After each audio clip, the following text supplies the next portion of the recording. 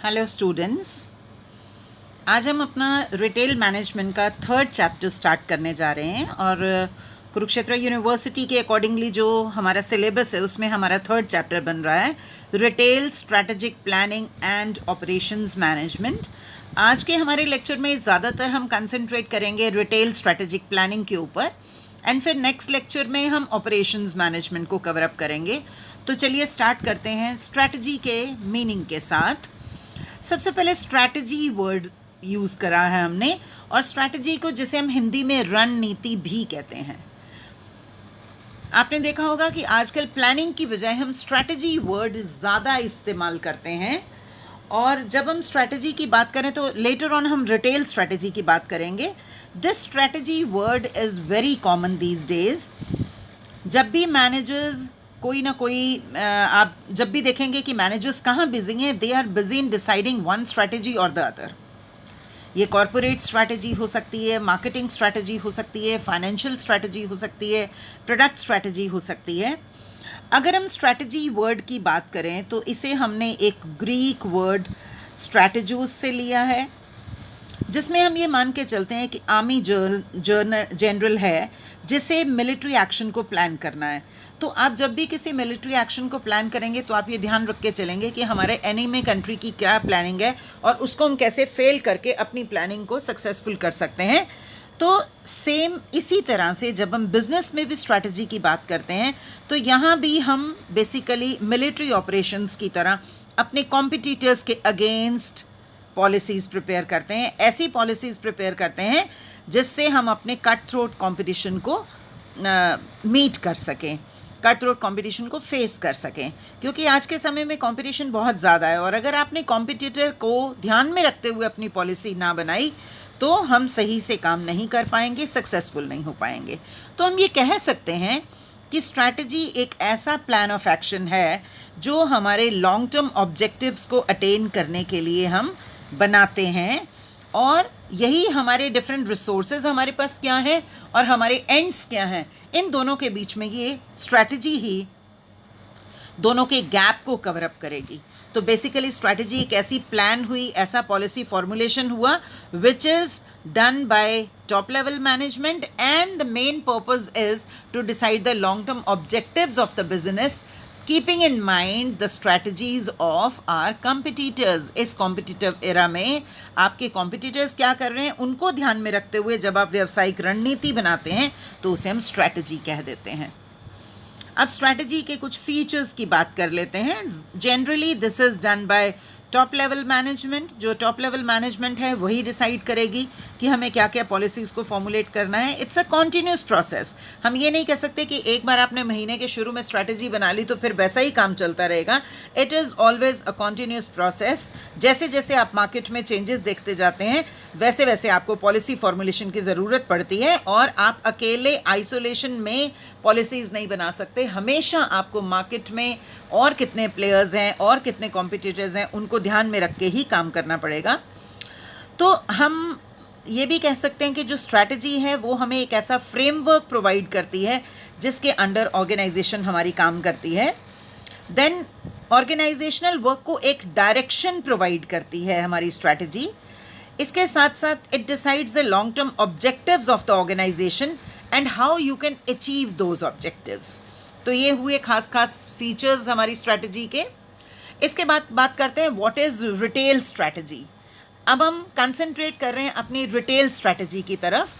तो retail strategy एक ऐसा होलिस्टिक मार्केट प्लान है for our products and services कि हम अपने प्रोडक्ट्स एंड सर्विसेज को अपने कस्टमर तक पहुंचा सकें और उन्हें इन्फ्लुएंस कर सकें।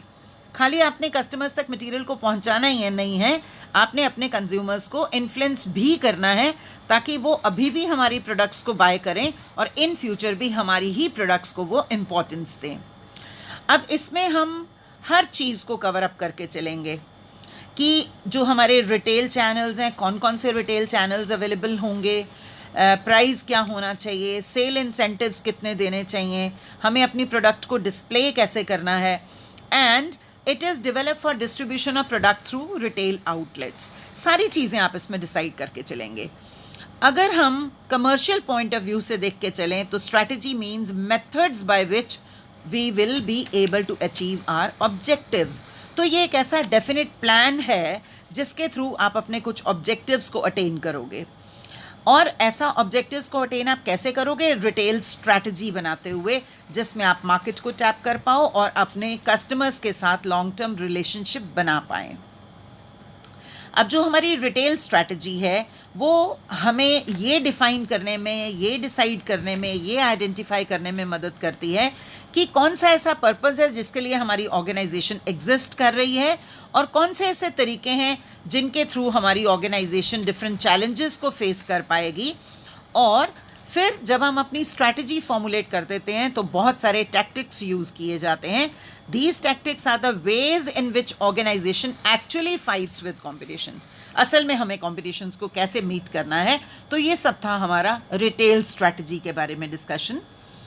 अब जब आपको ओवरऑल रिटेल स्ट्रैटेजी को डेवलप करना है तो there are two types of variables, controllable variables and uncontrollable variables. अब पहले हम बात कर लेते हैं कंट्रोलेबल वेरिएबल्स की। ऐसे वेरिएबल्स, ऐसे फैक्टर्स जो आपके अपने कंट्रोल में हैं, जिनको आप अपनी पॉलिसी फॉर्मुलेशन के द्वारा करेक्ट कर सकते हैं। जैसे स्टोर लोकेशन है आपकी, देन मैनेजिंग द बिजनेस है, बिजनेस को कैसे मैनेज करना है, मर्चेंडाइज मैनेजमेंट है, प्राइजिंग है, कम्युनिकेशन विद द कस्टमर है। तो ये सारे हमारे कंट्रोलेबल फैक्टर्स हैं जो बिजनेस एंटिटी के अपने कंट्रोल में हैं। इसके साथ साथ कुछ अनकंट्रोलेबल वेरिएबल्स भी हैं, जैसे कंज्यूमर्स हैं, कंपटीशन है, टेक्नोलॉजी है, इकोनॉमिक कंडीशंस हैं, सीजनैलिटी है, देन लीगल रिस्ट्रिक्शंस। अब ये सारे वो फैक्टर्स हैं जो हमारे कंट्रोल में नहीं हैं। इन सब फैक्टर्स को, कंट्रोलेबल एंड अनकंट्रोलेबल को ध्यान में रखते हुए हम अपनी ओवरऑल रिटेल स्ट्रैटेजी फॉर्मुलेट करेंगे। अब बात करते हैं क्या कोई ऐसे फैक्टर्स हैं जो हमारी रिटेल स्ट्रैटेजी को अफेक्ट करते हैं। तो definitely there are some factors which affect our retail strategy. और जैसे प्रोडक्ट का प्राइस कितना है, देन इंसेंटिव स्ट्रक्चर हम कौन सा फॉलो कर रहे हैं, प्रमोशनल स्कीम्स हमसे कौन सी प्लान की हुई हैं, प्लेसिंग ऑफ प्रोडक्ट क्या है। प्लेसिंग ऑफ प्रोडक्ट से यहाँ हमारा मतलब है कि हमारी मार्केट में प्रोडक्ट की इमेज क्या है, हमारी प्रोडक्ट को कितना प्रेफरेंस मिलती है, मार्केट में नंबर 1 पे हमारा प्रोडक्ट है या और कॉम्पिटिटर्स के प्रोडक्ट्स पहले हैं और हमारा दूसरे या तीसरे या चौथे नंबर पे प्रोडक्ट है। देन डिस्प्ले अट्रैक्टिवनेस, और इसके अलावा इंसेंटिव्स आप अपने रिटेलर्स को कितने दे रहे हैं। अगर कोई ऐसे रिटेल आउटलेट्स हैं जो आपकी प्रोडक्ट्स को रख रहे हैं तो उनको आप क्या इंसेंटिव्स देंगे। तो ये हमने बात की अपने कुछ फैक्टर्स जो अफेक्ट कर रहे थे हमारी रिटेलिंग स्ट्रैटेजी को। अब हम बात करते हैं प्राइमरी रिटेलिंग स्ट्रैटेजीज हमारी क्या होंगी। तो सबसे पहले इसमें बात की जाएगी स्टोर लोकेशन की। स्टोर लोकेशन से हमारा मतलब है एक ऐसा place where retail store is located. बहुत बार आपने सुना होगा, हम बहुत बार कहते हैं कि ये दुकान बड़ी मौके की दुकान है। बाय मौके की दुकान वी मीन टू से कि इट इज़ द प्लेस जहाँ पे कस्टमर्स के लिए पहुँचना बहुत आसान है, हमारे लिए बिजनेस करना बहुत आसान है, और हमारा रिटेल स्टोर ऐसी लोकेशन पे बेस्ड है जहाँ पे कस्टमर्स को अट्रैक्ट किया जा सकता है। Then is merchandising. तो जब हम मर्चेंडाइजिंग की बात करते हैं तो इट मीन्स कि हम कौन से प्रोडक्ट्स एंड सर्विसेज ऑफर कर रहे हैं मार्केट में। प्रोडक्ट्स ऑफर्ड भी कह सकते हो आप इसको। तो कौन से प्रोडक्ट्स एंड सर्विसेज हैं जो हम ऑफर कर रहे हैं अपने कस्टमर्स को। और जो रिटेलर्स हैं वो एक सिंगल स्पेशलाइज्ड गुड में भी डील कर सकते हैं या सर्विसेज में डील कर सकते हैं, या ये भी हो सकता है कि हम बहुत सारे प्रोडक्ट्स एंड सर्विसेज दे रहे हों तो उनकी प्रॉपर असॉर्टमेंट की जाएगी और फिर वो प्रोवाइड किए जाएंगे। इसके अलावा हमारी प्राइमरी रिटेलिंग स्ट्रेटजीज में आ जाता है प्राइसिंग। प्राइस मीन्स आप कितनी मॉनेटरी वैल्यू के बदले में अपनी गुड्स एंड सर्विसेज प्रोवाइड कर रहे हैं कस्टमर्स को। तो it is important that a retailer fix the price of the goods suiting to the requirements of the customer. अब जब आप प्राइसिंग करेंगे तो आप कस्टमर की एक्सपेक्टेशंस कितनी हैं, वो क्या चाहते हैं, कितना प्राइस हमें रखना चाहिए, इन सब चीज़ों को ध्यान में रखते हुए ऐसा किया जाएगा कि प्राइस फिक्स किया जाएगा। Then is marketing. Marketing includes all those efforts that are undertaken by the retailer to sell the products. अब इसमें आपकी advertisement, publicity campaigns, promotional schemes, sales promotion की बात कर रहे हैं हम यहाँ पे, कम्युनिकेशन स्ट्रैटेजी क्या होगी, सेल्स स्टाफ क्या होगा। तो आप ये मान के चलिए कि जो हमारी टोटल रिटेलिंग की प्रोसेस है वो इन्हीं सब फैक्टर्स की तरफ रिवॉल्व करती है। ये 4-5 चीज़ें जब हमने डिसाइड कर ली तो हमारी रिटेल स्ट्रैटेजी फॉर्मुलेट हो जाएगी। All the decisions regarding retail must be taken keeping in mind the type and nature of customers to whom the retail intends to sell its products। कि जब आप अपने रिटेल की स्ट्रैटेजी फाइनलाइज करते हैं तो आपने सबसे पहले इस बात को ध्यान रखना है कि हमारी टारगेट मार्केट क्या है। टारगेट मार्केट मीन्स मार्केट के कौन से सेगमेंट के साथ हम डील कर रहे हैं, और उन सेगमेंट से डील करते हुए हमें अपने कस्टमर्स की रिक्वायरमेंट्स को, उनकी जो मेन प्रायोरिटीज़ हैं, उनकी एक्सपेक्टेशंस हैं, उनको ध्यान में रखते हुए काम करना है। तभी हम ये मान सकते हैं कि हम अपने रिटेलिंग बिजनेस में सक्सेसफुल हो पाएंगे।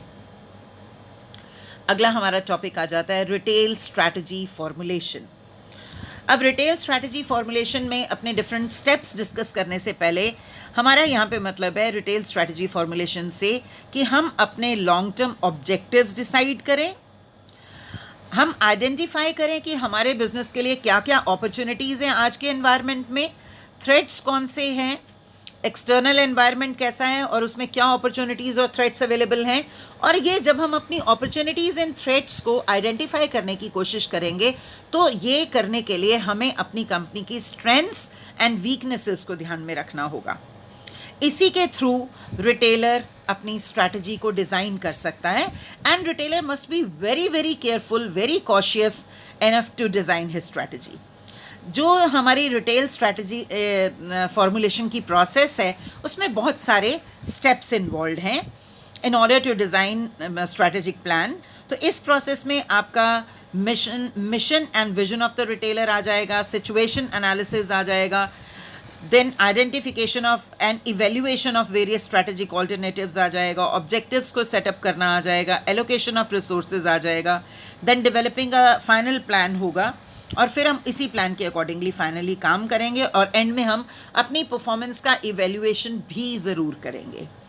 अब ये जो मैंने स्पीडली बहुत सारे स्टेप्स आपसे जिक्र कर दिया, अब इनको एक एक करके बात करनी शुरू करते हैं। तो सबसे पहला स्टेप हमारा आ जाता है defining business mission and vision.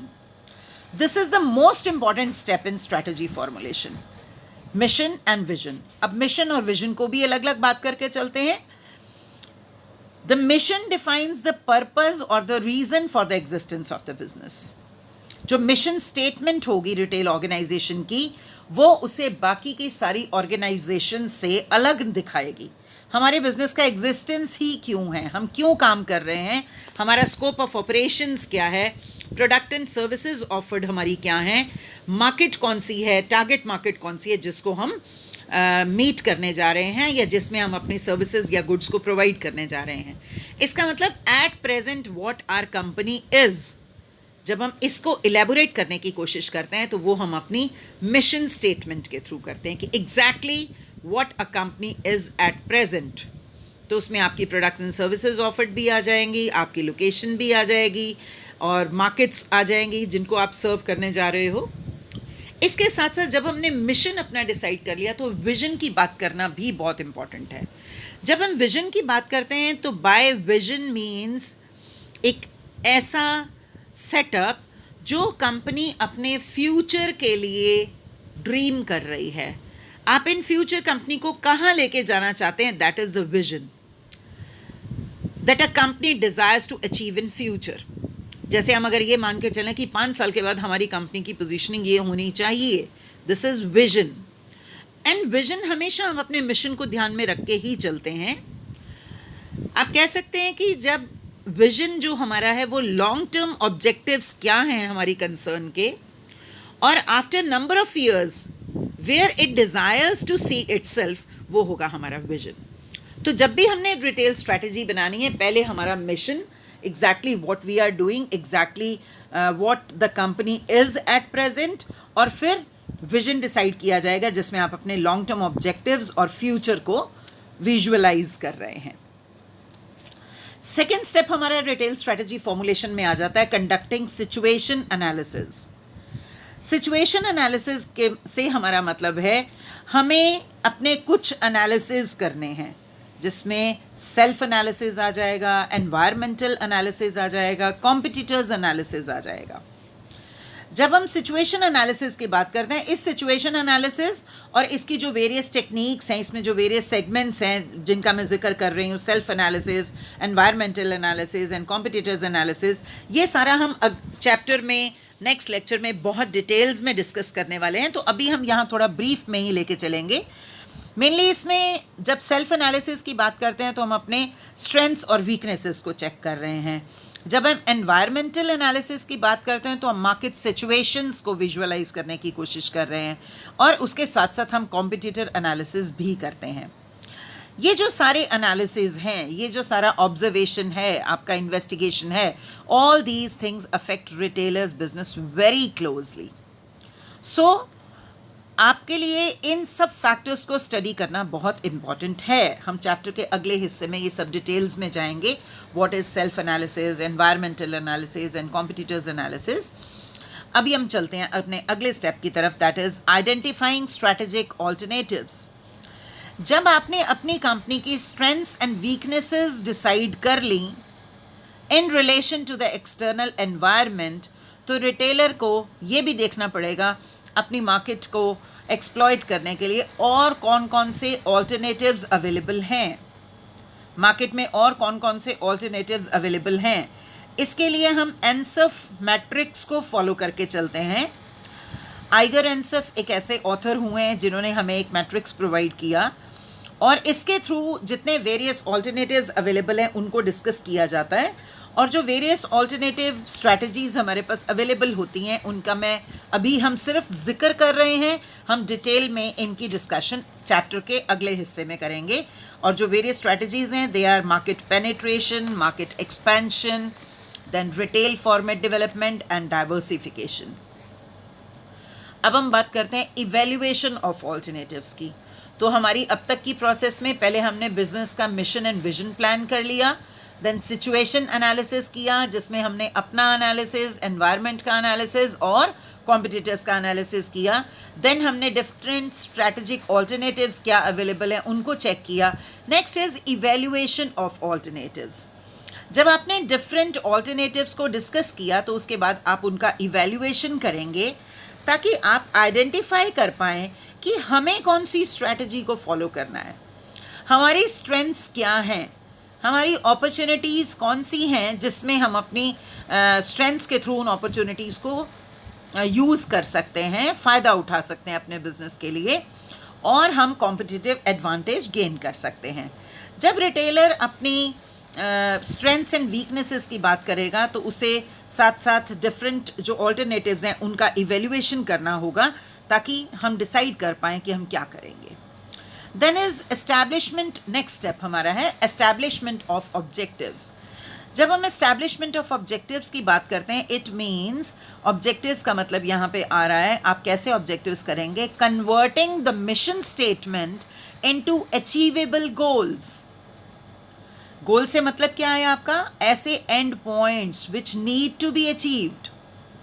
आप क्या ऐसे उद्देश्य हैं जिनको आप पूरा करना चाहते हैं, कौन से ऐसे गोल्स हैं जिनको आप अचीव करना चाहते हैं, और जो हमारा मिशन स्टेटमेंट होगा वहीं से निकल आएंगे हमारे ऑब्जेक्टिव्स क्या हैं। They can be short term objectives as well as long term objectives.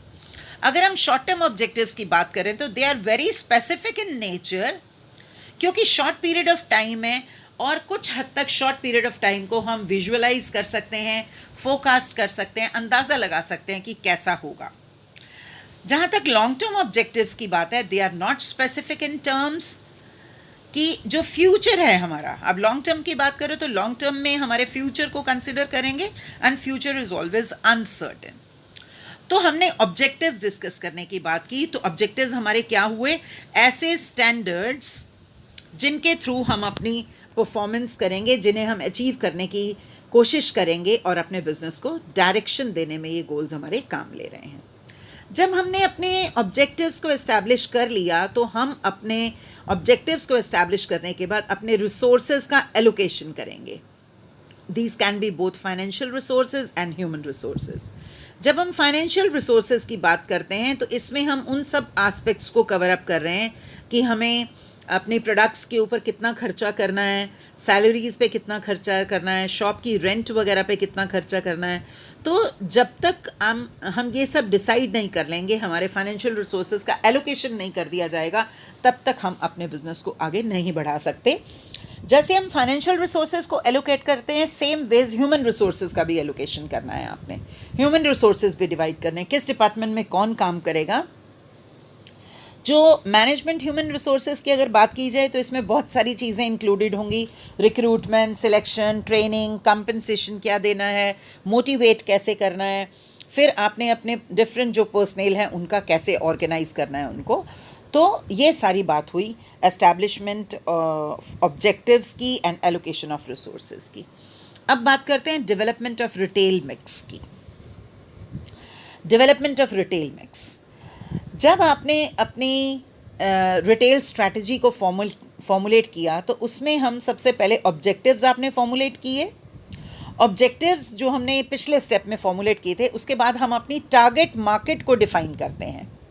Target market का मतलब है एक ऐसा स्पेसिफिक मार्केट सेगमेंट जिसको रिटेलर डिसाइड्स टू सर्व.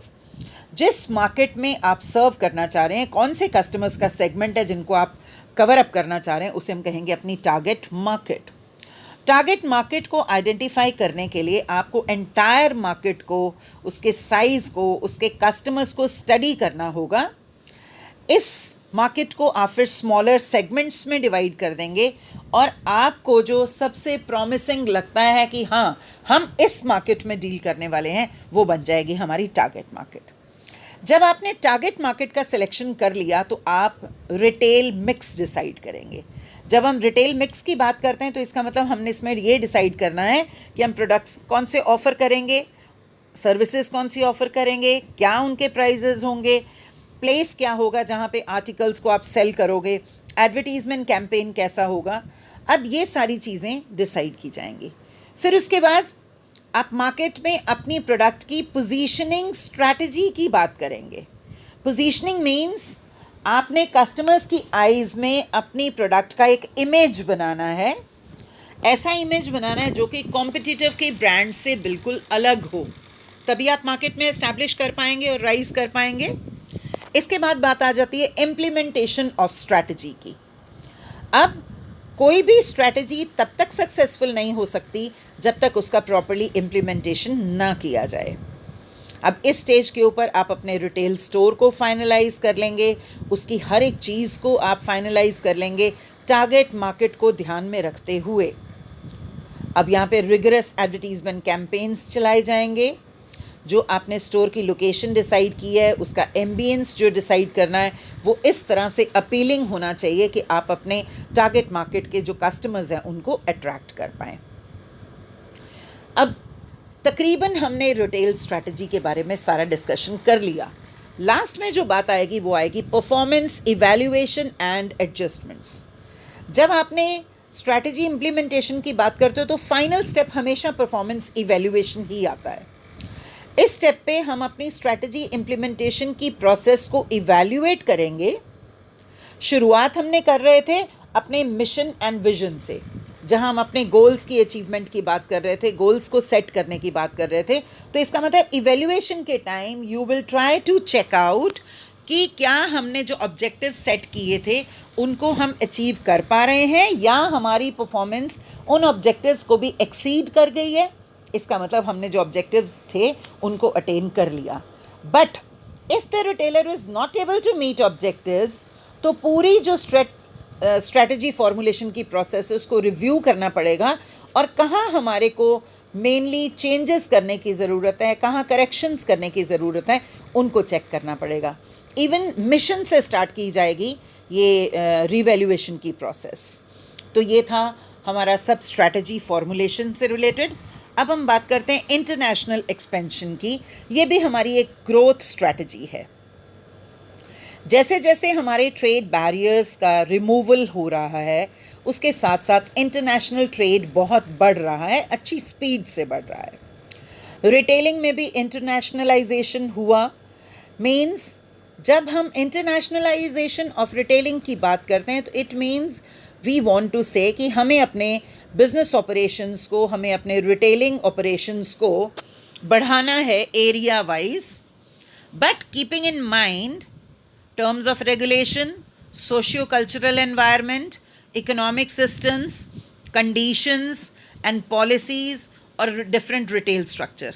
अब जब इंटरनेशनल एक्सपेंशन की बात हो रही है तो आप जिन कंट्रीज़ में एक्सपैंड करना चाहेंगे उन कंट्रीज़ के ये सब फैक्टर्स को आपको ध्यान में रखना होगा.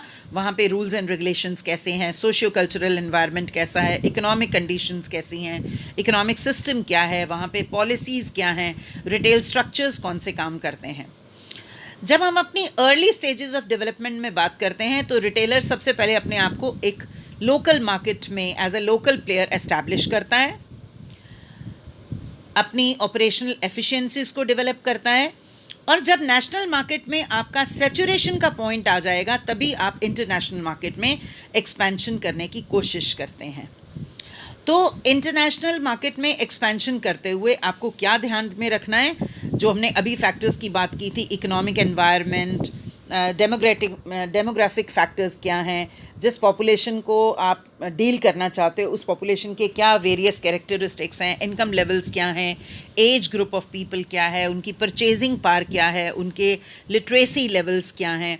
तो जब आप अपने बिजनेस को एक्सपैंड करने की कोशिश करेंगे तो इन सब फैक्टर्स को ध्यान में रखा जाएगा. अब हम बात करते हैं कौन से ऐसे तरीके हैं जिनके थ्रू आप इंटरनेशनल मार्केट में एंटर कर सकते हैं. Ways to enter global market. इसमें आपके सामने 5 तरीके नज़र आ रहे हैं, 5 वेज आपको नज़र आ रहे हैं. एक्सपोर्ट, लाइसेंसिंग और franchising, joint ventures, mergers and acquisitions and then organic growth. अब हम इन सारे वेज को डिस्कस करने जा रहे हैं.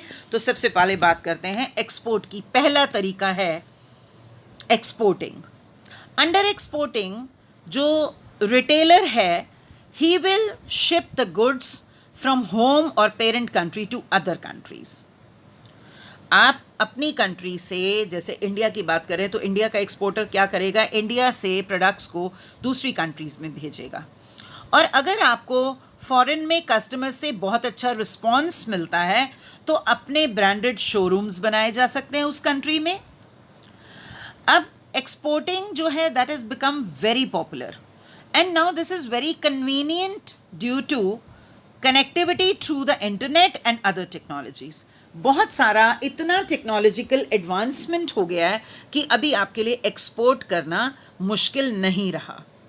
सेकेंड फॉर्मेट की बात की जाए तो लाइसेंसिंग या फ्रेंचाइजिंग की बात करते हैं.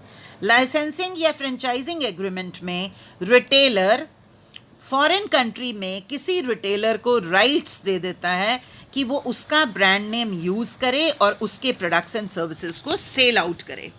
इसका मतलब आपने किसी फॉरेन मार्केट में काम करने वाले पर्सन को ये परमिशन दे दी, उसको ये लाइसेंस दे दिया कि आपके ब्रांड नेम को यूज़ करते वो प्रोडक्ट्स एंड सर्विसेज को अपनी वहाँ की इंटरनेशनल मार्केट में बेचे. और ऐसा किसके थ्रू होगा, जब आप उसके बदले में कोई ना कोई कंसीडरेशन ले रहे होंगे. और ये जो तरीका है हमारा इंटरनेशनल एक्सपेंशन का, this is very very popular. और ख़ास तौर पे जब लाइसेंसिंग कंपनी जो फ्रेंचाइज़र है उसके पास इतने फाइनेंशियल रिसोर्सेज नहीं है कि वो फॉरेन मार्केट में अपने आप को एस्टैब्लिश कर पाए. और जब आपकी फॉरेन कंट्रीज़ कुछ रिस्ट्रिक्शंस इम्पोज कर देती हैं कि फॉरेन कंपनीज़ को मार्केट में एंटर नहीं करने देना, तो उस केस में फ्रेंचाइजिंग एक अच्छा मेथड है जिसके थ्रू आपका इंटरनेशनल एक्सपेंशन भी हो जाएगा और आपको ज़्यादा इन्वेस्टमेंट भी नहीं करनी पड़ेगी फाइनेंशियल रिसोर्सेज में. Rather you will be getting some consideration in return. तो ये हमने एक्सपोर्ट और लाइसेंसिंग की बात की. आप फ्रेंचाइजी की पिक्चर में देख पा रहे हैं कि आपने जो पेरेंट कंपनी है, जो फ्रेंचाइज़र है, उसने आगे डिफरेंट लोगों को अपनी फ्रेंचाइजी दी हुई है. अगर हम इंडिया में बात करें तो जितने आपके मैकडॉनल्ड्स हैं, डोमिनोज़ हैं, ये सब फ्रेंचाइजी के अंडर हमारे यहाँ काम कर रहे हैं. अदरवाइज़ इनकी पेरेंट कंपनी अब्रॉड है. अब बात की जाए जॉइंट वेंचर की, तो जॉइंट वेंचर 2 कंपनीज़ के बीच में एक ऐसा एग्रीमेंट है जो एक फिक्स्ड पीरियड के लिए और डेफिनेट पर्पस के लिए किया जाता है. और जब हम इंटरनेशनल ग्रोथ की बात करेंगे तो यहाँ पे जो जॉइंट वेंचर होगा डोमेस्टिक कंपनी और फॉरेन कंपनी के बीच में किया जाएगा। इससे आप फॉरेन मार्केट में एक्सपैंड कर सकते हैं। इसमें आप नई मार्केट में एंटर भी कर गए और आपको लोकल मैनेजमेंट भी मिल गई। A joint venture is also a popular method, क्योंकि ये आपको फॉरेन मार्केट में एंटर करने की परमिशन दे रहा है, जो ऐसी कंट्रीज़ जहाँ पे रिस्ट्रिक्शन है कि फॉरेनर्स आके अपने बिजनेस को मैनेज नहीं कर पाएंगे, तो वहीं की मैनेजमेंट, लोकल मैनेजमेंट के थ्रू आप काम कर पाओगे और इंटरनेशनल ग्रोथ एक्सपेंशन आपकी हो पाएगी। इसके बाद जिक्र करते हैं मर्जर्स एंड एक्विजिशंस का। Acquisition means purchasing another company. Acquisition हमने अकाउंट्स में भी मर्जर्स एंड एक्विजिशंस की बात करते हैं, तो यहाँ भी इंटरनेशनल एक्सपेंशन का एक मेथड है कि आप दूसरी कंपनी को बाय कर लेते हैं। This is a popular way of entering a foreign market, लेकिन कुछ इश्यूज़ यहाँ पे भी रहेंगे। कैसे इश्यूज़ कि लोकल मैनेजमेंट चाहिए होगी, देन वर्क कल्चर क्या है, फाइनेंशियल बर्डन्स क्या हैं, ये सारे इंपॉर्टेंट चीज़ें होंगी जिनको आपको एक्विजिशन के केस में ध्यान रखना होगा। लेकिन अगर हम मर्जर की बात करें तो यहाँ पे merger means coming together of two companies to form a new company. दो कंपनीज आपस में मिल जाती हैं, अपने रिसोर्सेज को क्लब कर लेते हैं और फिर एक साथ काम करने लगते हैं। लास्ट इस सेगमेंट में तरीके की बात करें इंटरनेशनल ग्रोथ की, तो that is organic growth. Organic growth means it is a process of business expansion, जहाँ पे एक रिटेलर अपने एरिया ऑफ ऑपरेशंस को और अपने कस्टमर बेस को बढ़ा लेगा।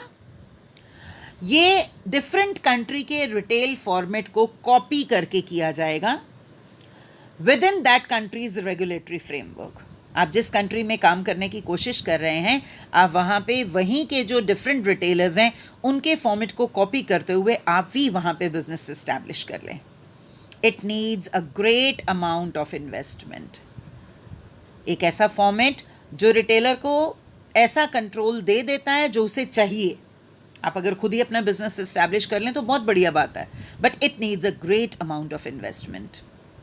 तो हमने डिफरेंट फॉर्मेट्स की बात की कि जो रिटेलर है he may use any of these 5 formats. Exporting कर सकता है, फ्रेंचाइजिंग हो सकता है, जॉइंट वेंचर्स हैं, मर्जर्स हैं, देन ऑर्गेनिक ग्रोथ है। तो ये सारे हमारे डिफरेंट सेगमेंट्स थे जिनमें रिटेलर पार्टिसिपेट कर सकता है, लेकिन बहुत सारे फैक्टर्स हैं जिनको ध्यान में रखना होगा, जैसे इन्वेस्टमेंट कितना है, रेगुलेटरी एनवायरनमेंट क्या है, तो उसके अकॉर्डिंगली ही वो इंटरनेशनली अपने आप को रिटेलर एक्सपैंड कर पाएगा।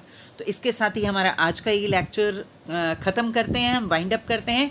इसी चैप्टर का जो नेक्स्ट टॉपिक्स हमारे बचे हैं वो हम अपने नेक्स्ट लेक्चर में देंगे। Thank you.